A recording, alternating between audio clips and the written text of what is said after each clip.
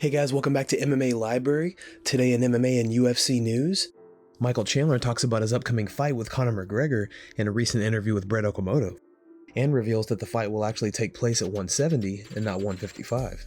Everybody's known I've wanted this fight. You know, even if you don't even know who I am, but you've seen my fights, you've seen my call-outs, everybody's known I've wanted this fight for a long time. Conor has expressed interest in it in the past, and here it is. I mean, not to mention the fight later on this year, whenever it happens, but the opportunity to fight Coach Tough, man, it's crazy. It hasn't really all sank in yet. I think it'll probably sink in whenever my feet hit the desert of Las Vegas and we start filming this thing and really kind of start that journey towards the fight later on. But it's been crazy, man.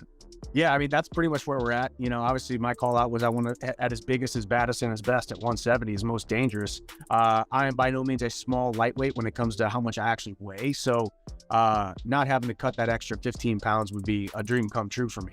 Getting to fight in Vegas, hopefully. And I only say that because Conor notoriously fights in Vegas. You know, that's pretty much only where he fights. So the opponent dictates the fact that we're probably going to be fighting in Vegas, which is good for me because I've been signed with the organization now for what, 2.5 years. I haven't fought in Vegas yet. So wow, check a lot of boxes. Getting the opportunity to do Tough, which I've always wanted to do, fighting Conor, doing it at 170, doing it in Vegas, hopefully. And sometime this, I don't know, end of summer, early fall, winter, whatever. Chandler also reveals that he'll be getting a significant pay increase to fight Conor and to coach The Ultimate Fighter. Now I want to be on TV. The fight plus 13 episodes probably is what I would imagine it usually is. So that's 14 different times on TV this year. Network television like ESPN, primetime, and then a huge pay-per-view, obviously. So I see it as a huge plus. And, you know, obviously I'll probably make more money in that one fight than I would in 2 or 3 or 4. So, you know, so we'll see.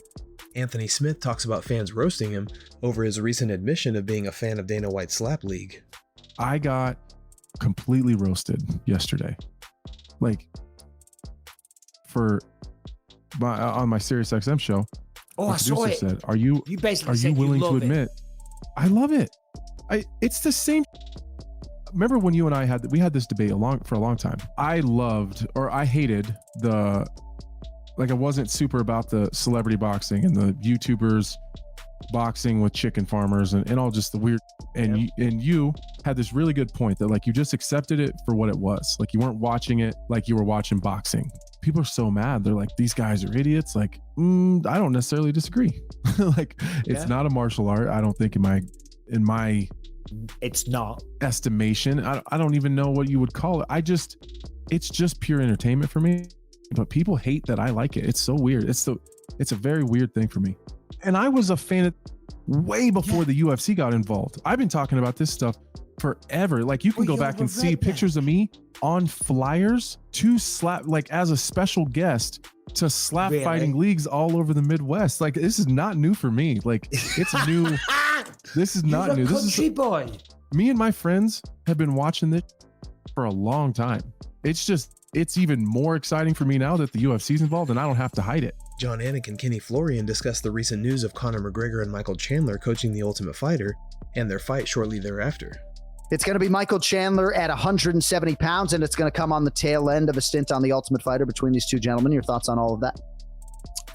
I think this is the right move for a couple different reasons. I think it's the right move for the UFC. You have a guy in Conor McGregor who has been the biggest name, one of the biggest names in sports, let alone the UFC and mixed martial arts.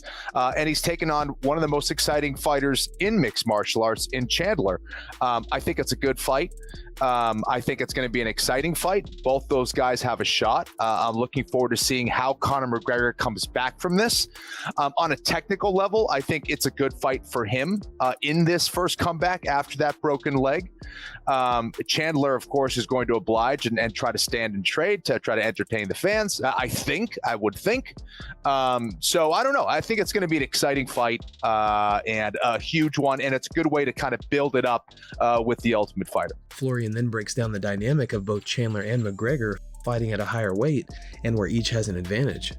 Conor McGregor could fight at any weight at this standpoint. The name is going to bring in fans to watch no matter what. And at 170 pounds, I don't think it's going to be a big deal for either Chandler or Conor McGregor. They're both around the same size. Chandler's going to be a little shorter, a little bulkier. And for Conor McGregor, I think that he's at the stage of his career where, unless it's for a belt or leading to a belt, I don't see him wanting to cut that weight at this standpoint. So I don't know. I think this may favor Conor in some ways, but Chandler's not going to have a problem in the power and strength department fighting at 170 pounds against a true 155er in Conor McGregor. In a recent interview with Big John and Josh from the Weighing In podcast, Dustin Poirier gives his prediction on who he thinks will win between Conor McGregor and Michael Chandler, set to face off later this year.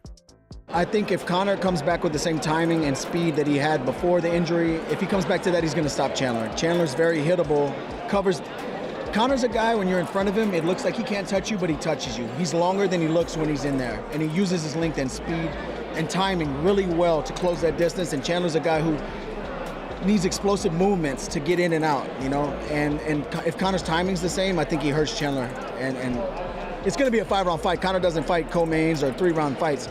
So if Chandler can get in there and maybe get on his legs, get some blood in his arms early, wrestle hard for the first few rounds, maybe it goes different.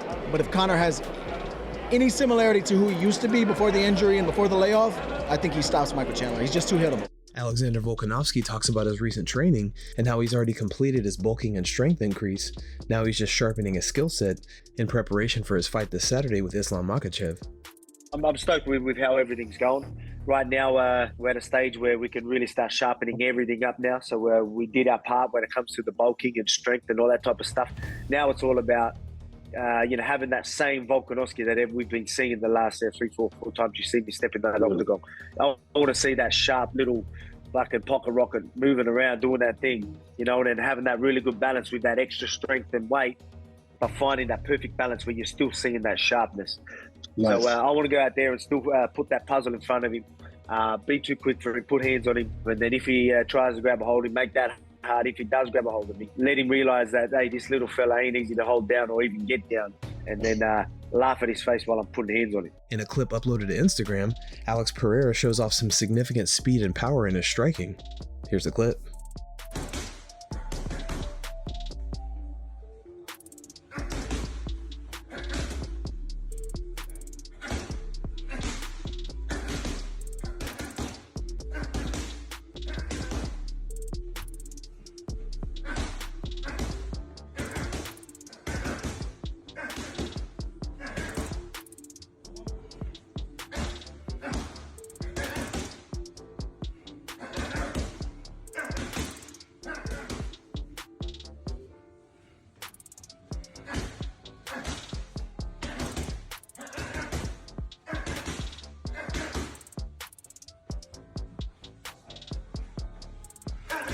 Sean O'Malley responds to his run-in with Aljamain Sterling and Merab in the airport, and the comments Aljo made about him looking scared. I'd read the comments, and they're like, I looked nervous or had this anxious energy. I didn't feel like that in the moment, but then I saw Aljo say, going on a podcast or something, said I felt like I was scared or something, which was, I mean, maybe he's just kind of saying that to maybe, you know what I mean, just saying that. I don't know. I thought it was friendly. You could even call it friendly. I'd met him before. I thought, I was surprised he wasn't as big as, you know what I mean? He's saying he weighs 167. I think I said, what do you weigh? And he said 167. Merab said he's only 155. Yeah, I heard that. But he didn't look big. Like, I know he's like in the cage when he's shredded. He looks big, but he didn't look like a big guy. Guys, thanks so much for checking out the video. If you like the content we do here on this channel, don't forget to like and subscribe to MMA Library for all the latest MMA and UFC news. We'll see you in the next video.